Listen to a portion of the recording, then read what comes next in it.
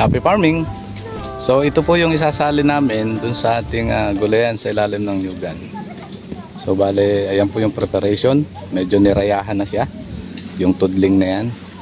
So siguro 1.5 meters yung pagitan ng bawat tudling niya. So ayan siya, medyo malawak. Ayan, hanggang doon. So pupuntahan po natin para ipakita ko sa inyo yung ating naglaland prep, yung dinudurog yung lupa para na sa ganun medyo maganda yung pagkatubo ng ating pechay. So samahan po ninyo ako, titingnan natin sila. Ayan po yung ating nagpa-plat. So kahit na siya ay natudlingan, medyo dinudurog pa rin natin yung lupa para nang sa ganun mas maganda yung performance ng ating pechay. So yung iba dyan dinudurog yung lupa, then yung isa naglalagay ng ating chicken dung. So napaka-importante po ng ating chicken dung kasi yun yung magbibigay ng sustansya dun sa ating mga pechay. Ayan po. So ayusin namin yung bawat linya nito kasi ito ay nakaplat. Meron naman siyang tudling, para sa ganun yung tudling na sinasabi, yung raya, yan yung pagitan ng bawat plat na yan, para dun yung pinakang daan namin in case na kami ay mag-i-spray, magdidilig at magtatanggal ng damo. Yan po yung activities namin ngayong araw. Ito po ay sabayang pagtatanim ng aming grupo ng San Antonio Coconut Farmers Organization. So hanggang dun. Ayan, papakita po natin para sa gano'n naman may idea kayo in case na magtatanim kayo ng pechay. Yan po yung programa na gulayan sa ilalim ng niyugan na kung saan ay isasali sa programa ng Philippine Coconut Authority. Contest po ito at sana pagkalooban kami ng magandang ani. So update ko po kayo mamaya sa iba pa namin ginagawa. Dito po sa area ito ang itatanim namin ay pechay. Then dun sa kabilang area tatanim po naman ay sitaw. So ipapakita ko sa inyo yung kabuuan ng ating area na pagtataniman natin ng sitaw. So ito hanggang dito, ito po ay pechay pa rin. Then yung kabilang iyon, yung may trellis na yan, yan po ay may tanim ng sitaw. Dahil naambon ngayon, medyo sinamantala namin yung pagkakataon kaya marami ang nagtatanim pa rin ng sitaw. So naging schedule po namin ngayong araw yung pagtatanim. Ayan po. So kung mapapansin nyo, meron na siyang chicken dung papunta roon. Ngayon lang po kami nagtanim dito ng sitaw. Ayan. At maliban po dito sa may trellis ng ito na may tanim na, meron pa po kaming isang area dito sa kabila. Ayan po, lumipat po sila dyan para magtanim ng sitaw. So ayan po yung ating mga kasama, nagtatanim sila ng sitaw. Pakita ko rin sa inyo yung aming chicken dung. Ayan po yung aming chicken dung na ilalagay doon sa aming sitawan. Medyo na late yung aming yung aming paglalagay ng chicken dung kasi yung iba naman meron na, pero sinamantala namin yung pagkakataon kasi umaambon ngayon, kaya nag-decide kami na magtanim na kaagad ng aming sitaw.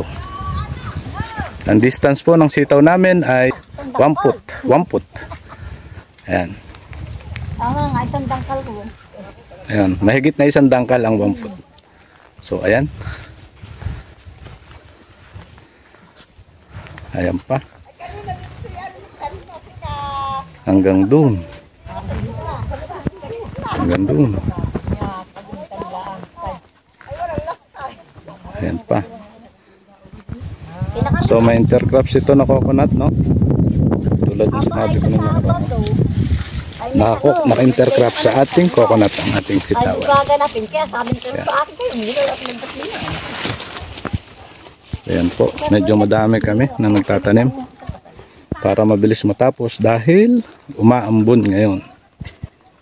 So basaan lupa, kaya pinaka maganda na magtanim tayo ng ating sitaw. Pag may naghapoy. So mabilis lang yung magiging pagtatanim namin dito ng sitaw.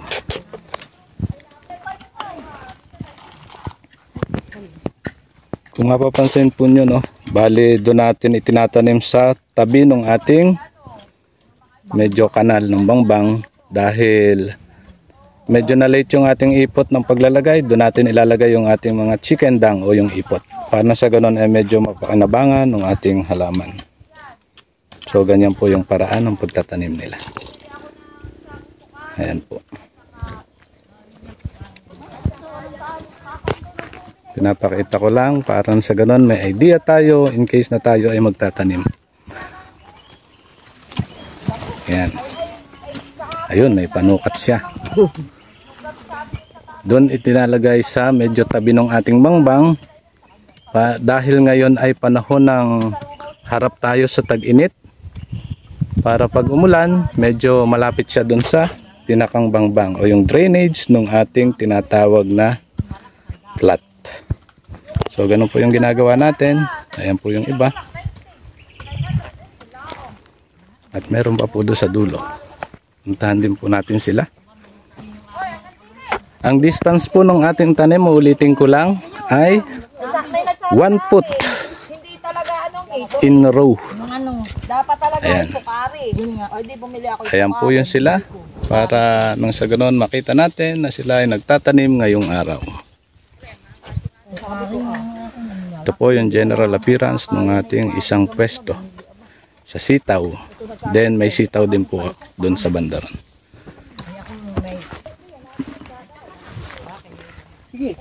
Meron pong nagagahok dyan, merong nagtatanim. Pero mas marami po yung ating magtatanim ngayon dahil umaambon nga. Favorable ang weather condition sa pagtatanim ng ating sitaw. So ayan po. Titingnan po muli natin yung nagtatanim. Doon niya itinatanim sa tabi ng ating bangbang. Parang sa ganon, tatabunan na lang natin in case na maglalagay tayo ng fertilizer o ng chicken dung. So ayan po sila.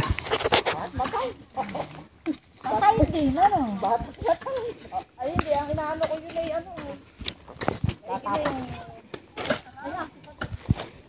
So ayan po. Ang pagtatanim ng ating sitaw. Ayan. Gamit ang baon ng nyug. Pinaglagyan niya ay baon ng nyog na lagayan. So ganun lang kasimple yung pagtatanim natin ng sitaw. Nasamantala lang namin yung pagkakataon dahil meron pang trellis o balag. Siguro mga kalating oras lang tapos na sila sa pagtatanim ng ating sitaw dahil marami kami ngayon. So ayan pa yung iba.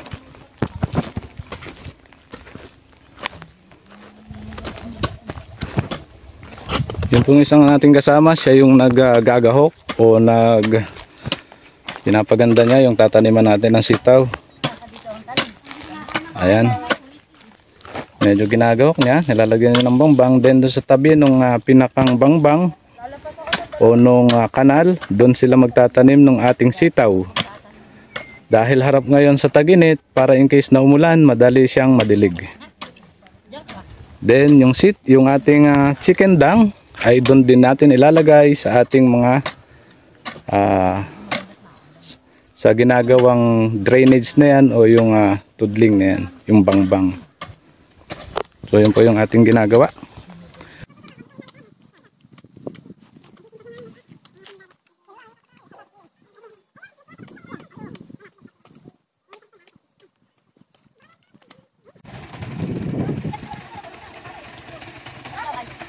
Okay. Ay, tama. Oh, pero medyo flat ang magiging. Ganito magiging flat. Oh, tama. Oh.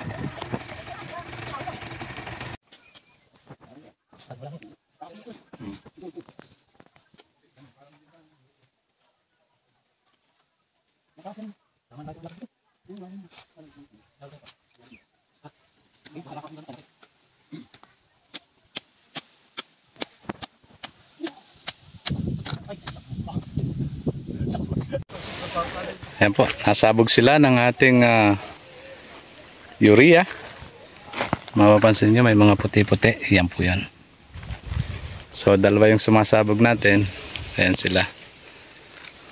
Bago tayo magtanim ng ating pechay. So inuna muna nila ngayon yung abono dahil baka daw pag inihalo yung abono minsan dun sa ating buto ng pechay ay medyo sumobra, kaya medyo ayan, inuna nila, then sasabugan na namin ngayon ang pechay. So ginawa namin ito kasi medyo mabilisan lang dahil ngayon ay medyo umuulan, kaya ang ginawa namin ay amin na siyang sasabugan ng buto ng pechay para tumubo na siya. Favorable yung weather condition, kaya ginagawa namin ito. Siguro dito sa lawak na to, ang estimate na may lalagay namin na urea hanggang dun 2 sako ng ating urea. So yun yung ating gagawin ngayong araw. Then mamaya sasabog na tayo ng ating buto ng pechay. Mapapansin nyo mayroong isa doon, no? Siya yung nag-i-spray natin doon sa panabi ng ating ating taniman, para lang sa ganun medyo yung damo doon sa panabi mamatay. So ipapakita ko sa inyo. Tulad nito, itong mga damong to, in-spray niya ng herbicide para lang sa ganun ay wala siyang damo pagkatapos pagka tinaniman natin. Kasi kung mapapansin nyo, ang dami na niyang maliliit na damo. Ayan, o. Kaya in-spray na muna namin ng herbicide. So ayan siya, nag-spray ng ating herbicide. So far maganda naman yung preparasyon ng ating taniman. I-update ko na lang kayo sa susunod kung maganda na yung ating tanim dito. Medyo minamadali lang namin kasi naghahabol kami sa panahon dahil medyo umuulan-ulan ngayon. Naglalagay ng urea, sumasabog na siya ng urea. Ayun, medyo marami na daw langgam, kaya lalagyan namin siya ng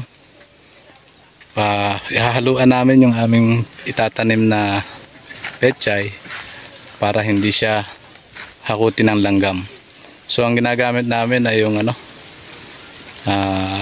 Puradan. Lalagyan namin ng Puradan.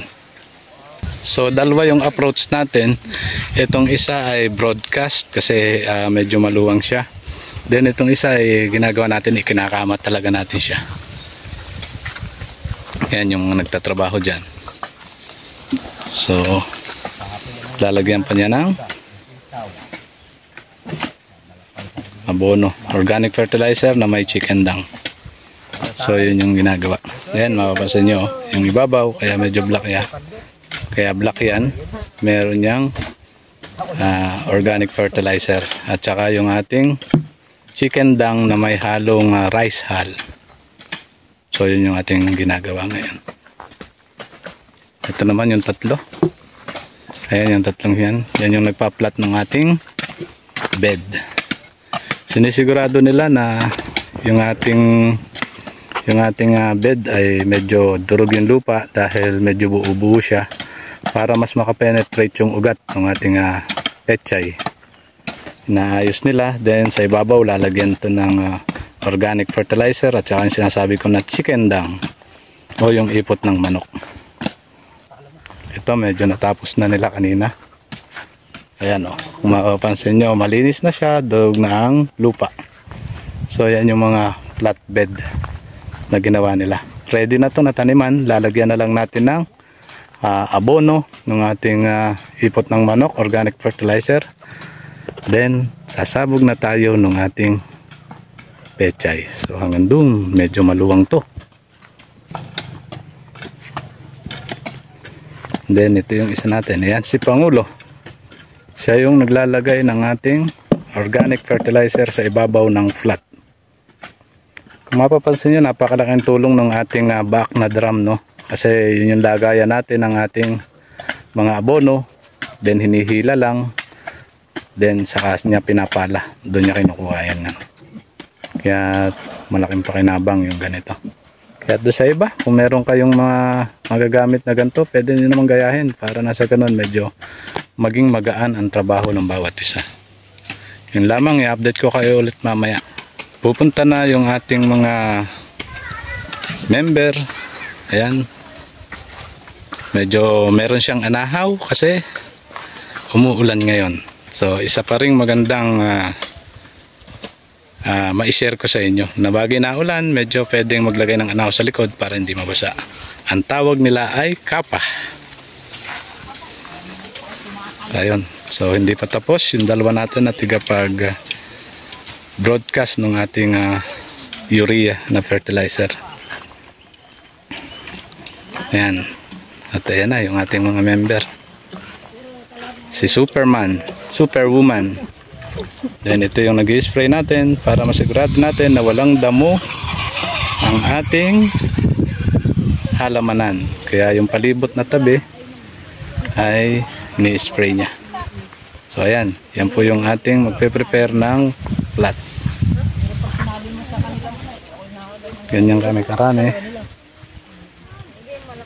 Yan yung ating mga kasama. Gumagawa po sila ng coco pit. So yan yung ilalagay natin sa ating halamanan. Kaya baka po meron tayong magiging makina na decorticating machine para sa paggawa ng coco pit mula sa bunot ng ating nyug. So ayan po, dahil mainit ngayon, dito muna ang activity ng ating mga kasama. Ayun, ginagawa nila ang coco pit na ilalagay sa ating taniman. Hello po. So ipapakita po natin yung ating taniman. Bale, naglagay sila ng ating chicken dung do sa bawat natin, sa bawat plat. So gumawa pa kami dito ng aming punlaan na kung sakaling magkakaroon kami ng paghuhulip o transplant ng ibang namatay. So ito po yung aming isang ginawa.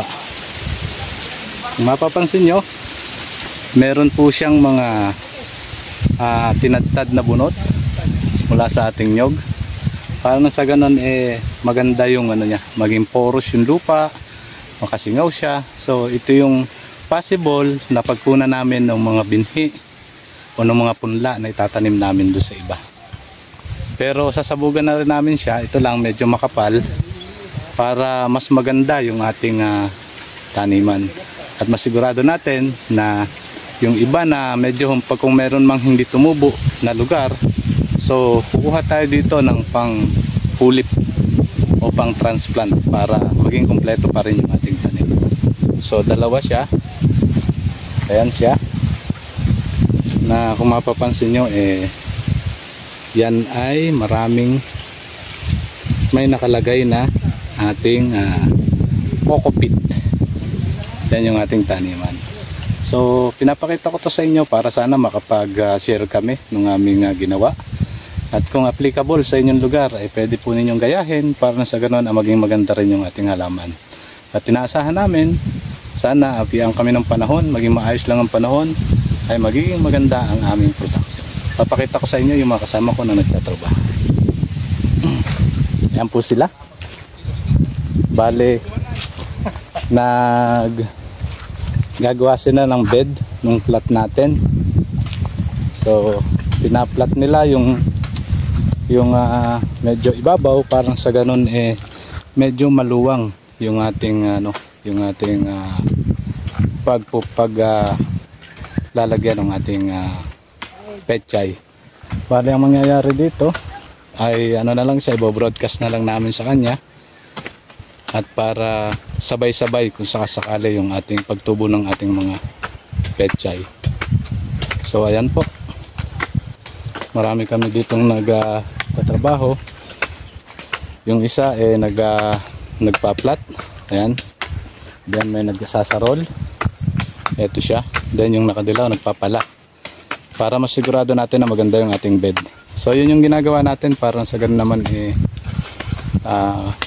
tuloy-tuloy yung ating trabaho. Then tatanim na rin kami mamayang hapon dahil umulan ngayon.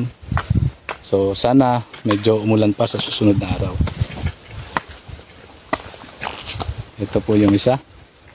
Yung naka-green, nag-aasarol din para ma-mix yung ating chicken dung, yung organic fertilizer para maging ready na para ating broadcast yung ating seeds. At ito po naman yung iba. Ayan, dahil medyo buo-buo yung ating chicken manure o yung ating ipot, ibino-broadcast nila. Kinakalat nila ng maayos para balanse yung makukuhang nutrients ng ating pechay in case na atin siyang isabog dito. So marami kami ngayon dito sa farm. Yan, ipapakita natin. Yan sila. So ang inaasahan lang namin, bigyan sana kami ng maayos na panahon. Sana pagkalooban pa rin ng ulan para tumubo kaagad yung ating halaman. So pinapakita ko lang sa inyo para sana para sa ibang mga magtatanim katulad namin ay pwede nyong gayahin. At sana maging magandang resulta nito. Basta aapian lang tayo ng panahon, bibiyayaan tayo ng magandang panahon, magiging maayos ang ating taniman ng pechay. So hanggang dito na lamang, i-update ko kayo mamaya, and happy farming sa atin lahat. Thank you.